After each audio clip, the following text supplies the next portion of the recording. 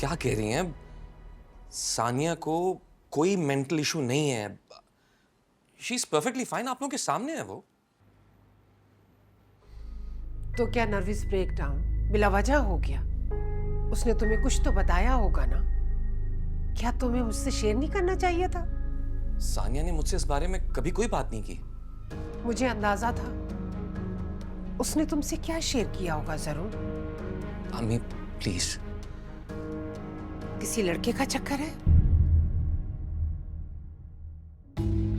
मैं यही देखना चाहती थी। मुझे अंदाजा था ऐसा ही कुछ है। अम्मी प्लीज, ये मेरा और सानिया का जाती मामला है।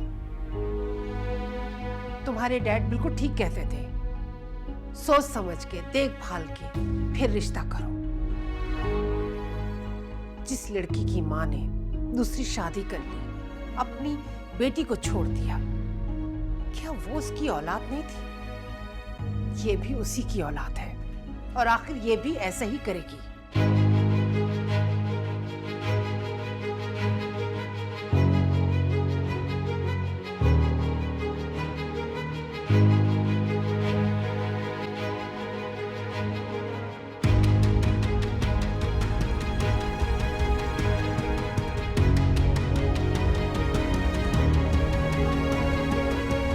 सानिया,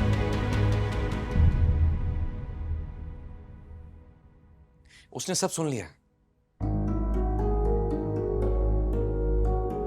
अम्मी, सानिया से मेरी शादी में आपकी रजामंदी भी शामिल थी। अब अचानक आपको उसमें इश्यूज क्यों नजर आने लगे? आपने उसके किरदार पर बात कर दी। सानिया अपने पेरेंट्स के किसी भी अच्छे या बुरे अमल के लिए जवाबदेह नहीं है। देखो जरूर, ना मैं तुम्हारी दुश्मन हूं और ना ही सानिया की। और सहीफा ने जो बातें की हैं उन्हें इग्नोर तो नहीं किया जा सकता ना। सानिया के नर्वस ब्रेकडाउन होने का भी उसने बताया है। मुझे तो अफसोस नाजरीन पे हो रहा है, जिसे मैं अपनी बहन समझती थी। उसने भी मुझसे सब कुछ छुपाया। आप सईफा आंटी की बातों को बेस बनाकर ये सब कह रही हैं? सीरियसली अम्मी? मैं तुम्हें पहले ही कह रहा था कि एटलीस्ट इस औरत की बातों पर आंखें बंद करके यकीन मत करो। या तो तुमने खुद नोटिस लिया हो, और अगर नहीं तो तुम्हें किसी की बात पर यकीन नहीं करना चाहिए इस तरह। अगर नहीं तो तुम्हें ये इल्जाम नहीं लगाना चाहिए। मैं सानिया के बारे में ये सब बर्दाश्त नहीं करूंगा। आपको अगर अब भी सानिया से कोई प्रॉब्लम है तो मैं उसे लेकर कहीं और शिफ्ट हो जाता हूं। अरुण, क्या हो गया? जरा सी बात पे तुम इतना रिएक्ट कर रहे हो? इतनी सी बात नहीं है बाबा। अम्मी ने बहुत कुछ कहा है, और वो भी मेरी बीवी के बारे में।